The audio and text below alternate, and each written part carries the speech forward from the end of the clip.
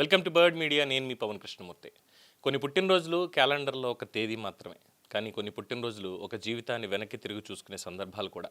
ఒక మనిషి ఎక్కడ పుట్టాడు, ఎప్పుడు పుట్టాడు అన్నదానికంటే ఎన్ని మలుపులు దాటి ఎక్కడికి చేరుకున్నాడో అన్నదే ఆ జీవితానికి అసలైన కొలమానం. అలాంటి సుదీర్ఘ ప్రజా జీవితానికి 5 దశాబ్దాలకు పైబడిన రాజకీయ ప్రస్థానానికి ప్రతీకగా నిలిచే పేరు కన్నా లక్ష్మీనారాయణ. 1954 ఆగస్టు 13న గుంటూరులో జన్మించిన కన్నా లక్ష్మీనారాయణ కన్నా రంగయ్య కన్నా మస్తానమ్మ దంపతుల చిన్న కుమారుడు. చిన్నతనం నుంచే రాజకీయ వాతావరణం ఆయన్ని ప్రభావితం చేసింది. కానీ రాజకీయ కుటుంబ నేపథ్యం ఒక్కటే ఆయన్ని నాయకుడిని చేయలేదు. తనకంటూ ఒక గుర్తింపు సంపాదించుకోవాలన్న తపనతో ముందుకు సాగారు. బీకామ్ చదివిన ఆయన విద్యార్థి దశలోనే ప్రజా జీవితంపై ఆసక్తి పెంచుకున్నారు. ఆ ఆసక్తి ఎంత బలంగా ఉండేదంటే జూనియర్ కాలేజీ రోజుల్లో సైకిల్పై తిరుగుతూ గోడలపై రాస్తూ యువతను ఎన్ఎస్యుఐలో చేరాలని ఆహ్వానించేవారని ఆయన జీవిత చరిత్రలో తెలుస్తుంది. రాజకీయాల్లో ఆయన ప్రవేశం ఒక పెద్ద వేదికపై జరిగింది కాదు. ఒక సైకిల్, కొన్ని గోడరాతలు, ప్రజలతో మమేకం అవ్వాలన్న ఒక యువకుడి తపనతో మొదలైంది. కన్నా లక్ష్మీనారాయణ రాజకీయ నాయకుడిగానే కాదు, క్రీడాకారుడిగాను తనదైన ముద్ర వేశారు. వెయిట్ లిఫ్టింగ్లో పాల్గొన్న ఆయన షూటింగ్లోనూ పోటీపడి గోల్డ్ మెడల్ సాధించారు. శరీరానికి క్రమశిక్షణ ఇచ్చిన క్రీడా జీవితం తర్వాత రాజకీయాల్లో ఆయనకి కావాల్సిన పోరాట స్ఫూర్తికి కూడా బలమే ఉంది. ఎందుకంటే క్రీడైనా రాజకీయమైనా గెలుపు కోసం ఒకే విషయం అవసరం: ఓటమి వచ్చినా మళ్లీ నిలబడే పట్టుదల. 1970లలో విద్యార్థి రాజకీయాలతో మొదలైన ఆ ప్రయాణం క్రమంగా యూత్ కాంగ్రెస్ వరకు వెళ్ళింది. 1973లో గుంటూరు జిల్లా ఎన్ఎస్యుఐ అధ్యక్షుడిగా పనిచేసిన ఆయన 1980ల్లో యువజన కాంగ్రెస్లో రాష్ట్ర స్థాయి బాధ్యతలకు ఎదిగారు. ఒకప్పుడు సైకిల్పై తిరుగుతూ యువతను రాజకీయాల్లోకి ఆహ్వానించిన వ్యక్తి కొన్నేళ్లకే యువజన కాంగ్రెస్లో రాష్ట్ర స్థాయి నాయకత్వాన్ని చేపట్టే స్థాయికి చేరుకున్నారు. అదే సమయంలో ఆయన వ్యక్తిగత జీవితంలోనూ ఒక ముఖ్యమైన అధ్యాయం మొదలైంది. 1979 జూన్ 14న కన్నా విజయలక్ష్మిని వివాహం చేసుకున్నారు. 2 కుమారులు నాగరాజు, ఫణీంద్ర. కుటుంబం, రాజకీయాలు, ప్రజా జీవితం, ఈ 3 ప్రపంచాలను సమన్వయం చేసుకుంటూ ఆయన ప్రయాణం ముందుకు సాగింది. 1989 కన్నా లక్ష్మీనారాయణ రాజకీయ జీవితంలో ఒక కీలక మలుపు. పెదకూరపాడు నుంచి తొలిసారి ఎమ్మెల్యేగా ఎన్నికయ్యారు. ఒకసారి గెలవడం ఒక విజయం కావచ్చు, కానీ అదే నియోజకవర్గం నుంచి వరుసగా 4 సార్లు గెలవడంతో ప్రజలతో ఏర్పడిన బంధానికి అదే నిదర్శనం. 1989, 94, 99, 2004 పెదకూరపాడు ప్రజలు వరుసగా ఆయన్ని అసెంబ్లీకి పంపారు. ముఖ్యంగా 1994లో కాంగ్రెస్కు రాష్ట్ర వ్యాప్తంగా తీవ్ర ప్రతికూల పరిస్థితులు ఎదురైనప్పటికీ ఆయన విజయం సాధించడం ఆయన రాజకీయ పట్టుదలకు మరో ఉదాహరణగా నిలిచింది. ఆ తర్వాత 2009లో నియోజకవర్గం మారింది. పెదకూరపాడు నుంచి గుంటూరు వెస్ట్కు వెళ్లిన ప్రజల తీర్పు మాత్రం ఆయనకు అనుకూలంగానే వచ్చింది. 2009లో 5వ సారి ఎమ్మెల్యేగా గెలిచారు. ప్రజాప్రతినిధిగా వచ్చిన ప్రతి అవకాశాన్ని కేవలం పదవిగా చూడలేదు, మంత్రిగా కూడా వివిధ శాఖల్లో బాధ్యతలు నిర్వహించారు. 1991 నుంచి 94 వరకు రాష్ట్ర మంత్రిగా బాధ్యతలు చేపట్టారు. 2004లో వైఎస్ రాజశేఖర రెడ్డి ప్రభుత్వంలో కేబినెట్ మంత్రిగా బాధ్యతలు నిర్వహించారు. రవాణా శాఖ నుంచి పరిశ్రమలు, వాణిజ్యం, ఎగుమతుల ప్రోత్సాహం, ఫుడ్ ప్రాసెసింగ్ వంటి శాఖలను అత్యంత బాధ్యతాయుతంగా నిర్వహించారు. ఆ తర్వాత రోసయ్య ప్రభుత్వంలోనూ కొనసాగారు. కిరణ్ కుమార్ రెడ్డి ప్రభుత్వంలో హౌసింగ్, అనంతరం వ్యవసాయం, అగ్రికల్చర్ టెక్నాలజీ మిషన్ వంటి బాధ్యతల్ని చేపట్టారు. అంటే ఒకే శాఖకు పరిమితమైన అనుభవం కాదు, ప్రజా పరిపాలనలో విభిన్న రంగాలను చూసిన అనుభవం కన్నా లక్ష్మీనారాయణకి వచ్చింది. ఇక ఆయన రాజకీయ ప్రయాణంలో మరో ముఖ్యమైన అంశం నియోజకవర్గ అభివృద్ధిపై దృష్టి. గుంటూరు జిల్లాలో ఫ్లోరైడ్ ప్రభావిత గ్రామాల్లో తాగునీటి సమస్యను పరిష్కరించేందుకు కృషి చేసి బెల్లంకొండ పరిసర ప్రాంతాల్లో community protected drinking water scheme కోసం నిధులు సాధించారు. 17 గ్రామాలకు రక్షిత తాగునీరు అందేలా చర్యలు తీసుకున్నారు. దీంతో పాటు వందలాది బోర్లకు అనుమతులు సాధించారు. ఒక రాజకీయ నాయకుడి పనితీరును కేవలం అసెంబ్లీ ప్రసంగాలతో కాకుండా ప్రజల రోజువారీ జీవితంలో కనిపించే మార్పులతో కూడా కొలవాలి అనడానికి ఇవే ఉదాహరణలు. కానీ ప్రతి రాజకీయ ప్రయాణం ఎప్పుడూ విజయాల బాటలోనే సాగదు. కన్నా లక్ష్మీనారాయణ జీవితంలో కూడా రాజకీయ పరంగా ఎన్నో మలుపులొచ్చాయి.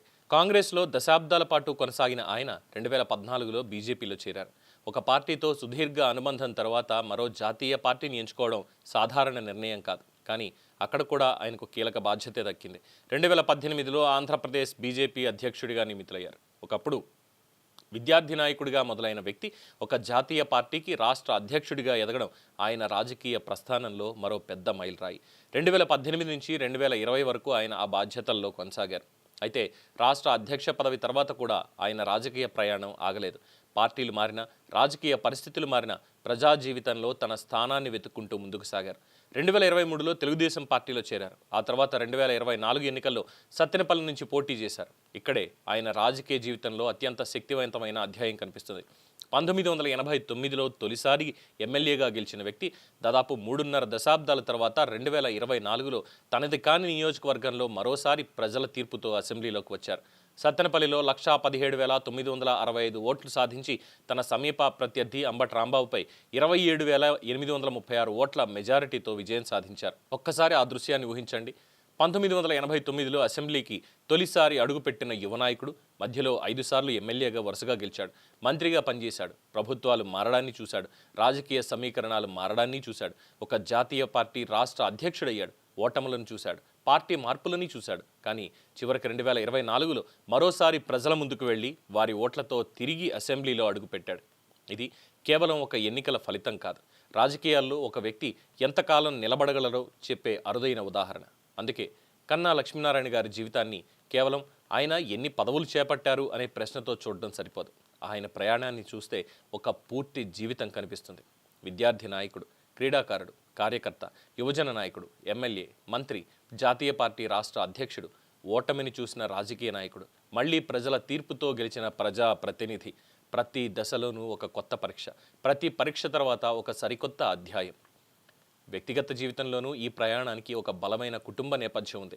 దాదాపు 4 దశాబ్దాలకు పైగా వైవాహిక జీవితాన్ని కొనసాగించిన విజయలక్ష్మి ఆయన జీవితంలో కీలకమైన వ్యక్తిగా నిలిచారు. ఒక ఇంటర్వ్యూలో కన్నా స్వయంగా తన రాజకీయ జీవితంలో వివాహం, కుటుంబం తర్వాత కెరీర్ మరింత స్థిరపడిందని చెప్పగా విజయలక్ష్మి సహనం, పరస్పర గౌరవం తమ బంధానికి బలమని వివరించారు. 2 కుమారులు నాగరాజు, ఫణీంద్ర. వారు కూడా తమ రంగాల్లో కొనసాగుతున్నారు. నాగరాజు గుంటూరు నగర మేయర్గా పనిచేశారు. ఇక్కడే ఒక నాయకుడి జీవితంలోని మరో కోణం కనిపిస్తుంది. బయట ప్రజల కోసం పోరాడే రాజకీయ నాయకుడి వెనుక ఇంట్లో ఒక కుటుంబం ఉంటుంది. రాజకీయ ఒత్తిళ్లు, ప్రయాణాలు, ఎన్నికలు, పదవులు, ఓటములు, విజయాలు, వీటన్నింటినీ కుటుంబం కూడా తనదైన రీతిలో భరిస్తుంది. అందుకే ఒక రాజకీయ నాయకుడి జీవితకాల సాధనలో ఆయనతో పాటు నడిచిన కుటుంబం కూడా ఆ కథలో ఒక భాగమే. కన్నా లక్ష్మీనారాయణ గారి ప్రయాణంలో మరో ప్రత్యేకత ఉంది. రాజకీయాల్లో ఆయన దాదాపు ప్రతి దశని చూశారు. 1970ల రాజకీయాలు చూశారు. 1980లో ఎదిగారు. 90ల్లో ఎమ్మెల్యేగా, మంత్రిగా బాధ్యతలు చేపట్టారు. 2000 సంవత్సరం నుంచి వరుస విజయాలతో రాష్ట్ర రాజకీయాల్లో తన స్థానాన్ని బలపరుచుకున్నారు. 2010లో పార్టీ మార్పు, కొత్త రాజకీయ వేదిక, రాష్ట్ర అధ్యక్ష బాధ్యతలు చూశారు. 2020లలో మరో రాజకీయ మలుపు తీసుకుని 24లో తిరిగి ప్రజల తీర్పును పొందారు. అంటే ఒక రాజకీయ నాయకుడి జీవితంలో 5 దశాబ్దాల భారతీయ, ఆంధ్రప్రదేశ్ రాజకీయ పరిణామాలను ప్రత్యక్షంగా చూసిన వ్యక్తి ఆయన. అందుకే 73వ జన్మదినం అంటే కేవలం వయసులో మరో సంఖ్య పెరగడం కాదు, ఒక జీవితాన్ని వెనక్కి తిరిగి చూసుకునే సందర్భం.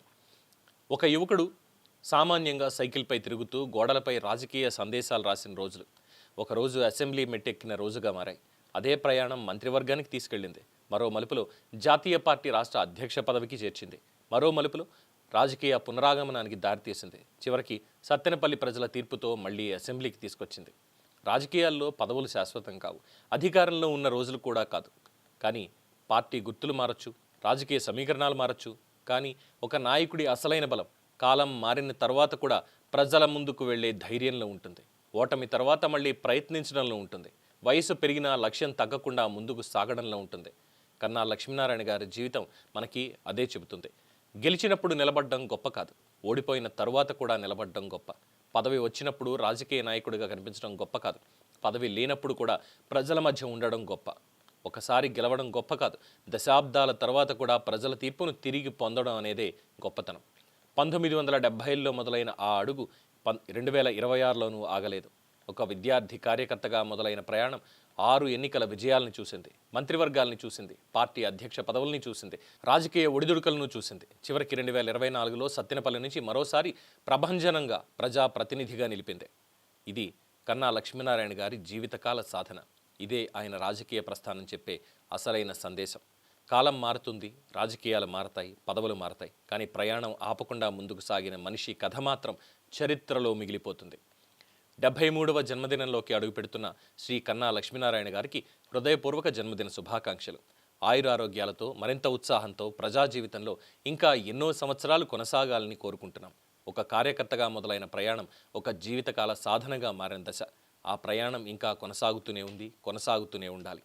మాకు అత్యంత ఆత్మీయులు, మా శ్రేయోభిలాషి కన్నా లక్ష్మీనారాయణ గారు 73వ పుట్టినరోజుతో పాటుగా నేడు 53 ఏళ్ల రాజకీయ జీవిత ప్రస్థానం పూర్తి చేసుకుంటున్న సందర్భంగా వారికి హృదయపూర్వక శుభాకాంక్షలు తెలియజేస్తోంది బర్డ్ మీడియా. ఈ వీడియో మీకు నచ్చినట్లయితే లైక్ చేయండి, షేర్ చేయండి, సబ్స్క్రైబ్ చేయండి.